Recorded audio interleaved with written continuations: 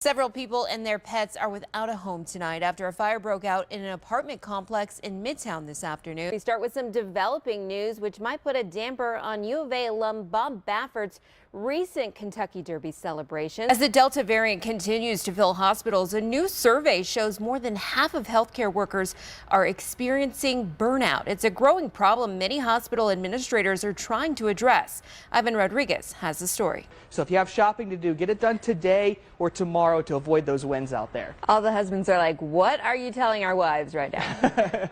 Dozens of veterans were laid to rest today at the Arizona Veterans Memorial Cemetery. Today's ceremony is possible because of the Missing in America Veterans Recovery Program. Starting September 9th, event wagering will go live, and already gambling apps and sites are offering big money just to get you to place a bet. Also, it's important to note Regina Romero saying that there's going to be a thorough investigation with the Pima County Attorney's Office into this conduct of these three officers. Now, when I asked her if she's going to accept that resignation from the chief, she says she's going to think on it. I did just talk with Ward 6 Councilman Steve Kozachik, who says he does not want the chief to resign. He wants him to stay in that position.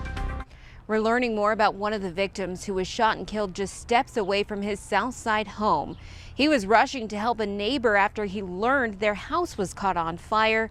Now his girlfriend and family are completely devastated after he never made it back home. 44-year-old Corey Saunders is one of the two victims pronounced dead on Sunday. His girlfriend, Melissa Snyder, says Corey had run out of their home after they realized their neighbor's home was on fire. Corey didn't even think twice and he ran out the door. And I followed him to the truck, and by then him and the other neighbor were running, and I watched the fire trucks come up, and within seconds I saw the homeowner's SUV pull up behind the last fire truck, and he got out and just started shooting. In that time, 2 EMTs, 1 TFD fire captain, and those 2 residents were all shot. And then I watched my neighbor that had ran with Corey run back over to my other neighbor's yard, and he was holding his head. He had been shot, and I think I stood there for a minute waiting for Corey. Corey did not return home. And I don't know how much time passed, and then, I watched them carry Corey over to our side of the yard. Melissa says she had a few interactions with the suspect's family and that he lived in the house that caught fire. You see our neighbors helping. I'm watching my boyfriend help bang on windows. I'm watching the firefighters get out of the fire truck, and the next thing I know is see that SUV pull up. And I remember thinking, like, oh my gosh, he's there, his family.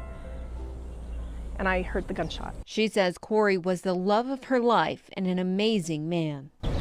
I love the way you love me.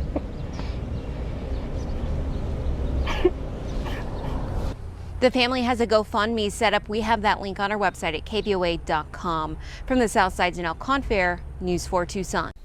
It's a mother's worst nightmare. News 4 Tucson has obtained police body cam footage that shows the terrifying moments leading up to the baby's rescue. Baby. ¿Qué tiene? No puede respirar. Hey, call ambulance. We saw a vehicle approaching the stop. One of the officers pointed out, coming at us kind of fast. Initially, we were kind of worried or scared that something bad was going to happen, or that it was coming towards us for, we didn't know the reason why. Cassandra Vasquez was driving to police, panicked, hoping they could help her baby, who had started to choke. When I was on the way to the hospital, I saw the police lights, and I said, I need to go to them so they can help me, and they did, which I'm so grateful. Baby Cassandra's life in the hands of Tucson's police officers. Never in my life have I had so much fear. I felt like anything could happen in that moment. And seeing my baby's reaction, I imagined the worst. There you go. Make sure you get underneath. After life-saving measures, officers and mom finally heard the sound they were all waiting to hear. When everybody heard the baby take a gasp and start crying, it was a huge sense of relief for all of us. Baby girl is now happy and healthy and with mom.